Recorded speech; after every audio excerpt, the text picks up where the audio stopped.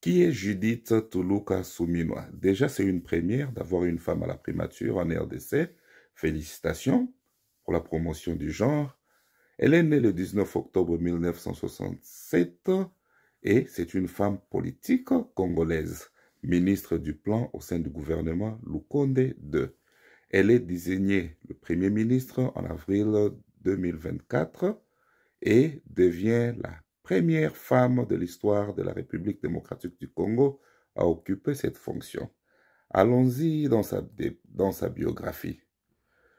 Quel est le début de sa carrière? Elle fait le début de sa carrière en économie. Comme nous l'avions dit précédemment, elle est née le 19 octobre 1967 dans la province du Congo central. Elle est mariée et mère de 2 enfants, un garçon de 23 ans et une fille de 19 ans. Diplômée en comptabilité de l'école de promotion et de formation continue EPFC de Bruxelles et titulaire d'une maîtrise en économie appliquée de l'Université libre de Belgique, ULB. Elle travaille dans le secteur bancaire avant de rejoindre l'Agence des Nations Unies, le PNUD, où elle devient experte nationale dans un projet d'appui communautaire dans l'Est du pays. Elle exerce ensuite au cabinet du ministre du Budget avant de devenir la coordonnatrice adjointe du Conseil présidentiel d'éveil stratégique. Alors, quelle est sa carrière politique? Elle est nommée ministre du Plan au sein du gouvernement Lukonde II le 24 mars 2023.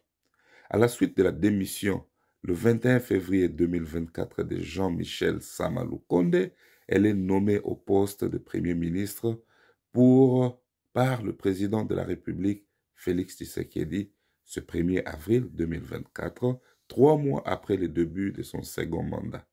Elle devient la première femme première ministre en République démocratique du Congo.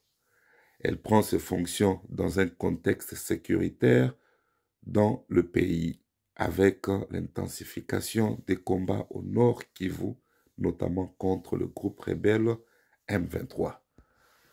Bon, certaines personnes ont tendance à ne pas vraiment la donner trop de chance. J'ai vraiment vu beaucoup de critiques par-ci, par-là. Déjà, au départ, les hommes ont échoué quand il s'agit de la gestion de notre pays. En tout cas, lamentablement. C'est l'opportunité pour une femme de piloter un gouvernement. Voyons voir ce qu'elle va faire. Donnons-la 3 mois et voyons ce qu'elle pourra faire. Ne la critiquons pas avant. Il paraît que c'est elle qui a travaillé dans l'élaboration du programme des 145 territoires. Vous-même, vous pouvez juger ces programmes-là et vous donner une idée, vous dire vous-même qu'est-ce que vous aviez vu dans ces programmes-là. Bien sûr, faire un programme et l'exécuter, c'est 2 choses différentes. Elle n'était pas chargée de l'exécution, mais moi, personnellement, j'ai vu un peu de lacunes dans ce programme de 145 territoires parce qu'apparemment, on a généralisé le problème au lieu de s'attaquer aux priorités. Il y a des trucs qui pouvaient aller de soi-même si on faisait des préalables. Par exemple, relier les provinces. Au lieu de faire le programme de 145 territoires, il fallait mettre dans cet argent-là à construire des routes pour relier les provinces. Comme ça, on a toutes les provinces reliées. Et quand on a les provinces reliées, comme ça, les développements s'ensuivent automatiquement. On ne force pas le développement dans un milieu, dans une, je dirais, une circonscription enclavée. Ça va être difficile. Bon, d'autres informations supplémentaires, si vous en avez, si vous pensez que les informations que nous avons partagées ne sont pas assez ou bien ne reflètent pas à juste titre la personne de notre Premier ministre, veuillez le mettre dans les commentaires et nous nous ferons le plaisir de le rajouter prochainement dès que nous allons faire l'analyse de son premier mois. Une autre préoccupation que nous avons, c'est celle des animateurs de son gouvernement. Nous savons comment est-ce que ça fonctionne au Congo et on a toujours tendance à imposer les têtes au sein du gouvernement par rapport au poids politique, par rapport aux partis politiques. Et c'est ce qui tue notre gouvernement. Je pense qu'elle aura les épaules assez larges pour s'imposer et exiger la qualité plutôt que la présence. Parce que c'est ça la mauvaise habitude que notre administration a. Quand il faut recommander des gens, on recommande n'importe qui et les personnes finissent par ne rien faire, juste à encaisser l'argent de l'État inutilement. Vous avez, par exemple, un ministre de l'Agriculture, il doit vous venir avec un programme. Quel est son programme dans les 5 prochaines années? Quels sont les indicateurs? Quels sont les chiffres escomptés? Comme ça, là, vous savez l'évaluer. Évaluer le ministre trimestriellement. Ils viennent avec leur plan du quinquennat. Bien sûr, ça sera subdivisé en branches et les étapes doivent être là. Vous avez déjà leur canevas.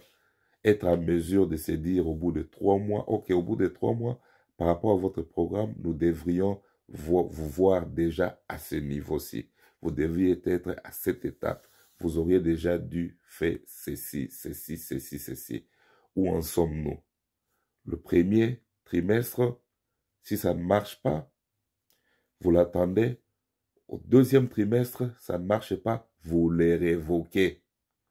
Révoqué pour incompétence et il n'a pas droit aux avantages accordés aux anciens membres du gouvernement. Parce que vous n'allez pas venir étaler votre incompétence, être payé et partir vivre avec des avantages à vie. Ça doit cesser. Il faut sanctionner ces gens-là sévèrement. Pour finir, entourez-vous de bonnes personnes dans votre cabinet. N'ayez pas cette mentalité-là de hommes politiques congolais. Dès qu'ils accèdent au pouvoir, ils vont toujours vouloir s'entourer de membres de la famille, politique, chercher des compétences. Un premier ministre n'est pas censé connaître tout. Mais avec de bons conseillers, vous saurez comment gérer les ministres. Je pense que chaque ministre, à chaque poste de ministre, trouvez-vous des personnes qui puissent vous conseiller en la matière. En économie, vous-même vous êtes économiste. Quand il s'agit de la justice, votre avocat ou un bon juriste peut, ou bien un retraité par exemple, de notre système judiciaire, peut venir travailler avec vous comme votre conseil. Comme ça, là, même s'ils essaient un peu de vous manipuler, vous saurez par où le prendre. Vous voyez un peu. Au niveau du budget, économie, finance, tout ça, une personne peut bien couvrir ce poste-là. Et aussi, si vous avez l'opportunité, Noël Tchani. Pensez à Noël Tchani, ce monsieur-là, avec son plan Marshall, c'est un plan salutaire pour le Congo. En tout cas, sur papier comme ça, j'ai eu à vraiment assimiler ces programmes-là. En tout cas, c'est un très bon programme pour le développement du Congo. Si vous associez ça au programme de 145 territoires, je vous dis, ça va être du bon résultat. Chers Congolais, je n'ai jamais été d'accord avec le régime de Félix Tshisekedi, mais quand même, le pays doit continuer de fonctionner en attendant qu'il soit remplacé par une personne de meilleure. Alors, pendant que la lutte continue de l'autre côté, pour le changement, que ceux qui travaillent d'abord. Parce qu'on ne va pas paralyser le pays, mais la lutte continue pour le bien-être de tous les Congolais. À suivre.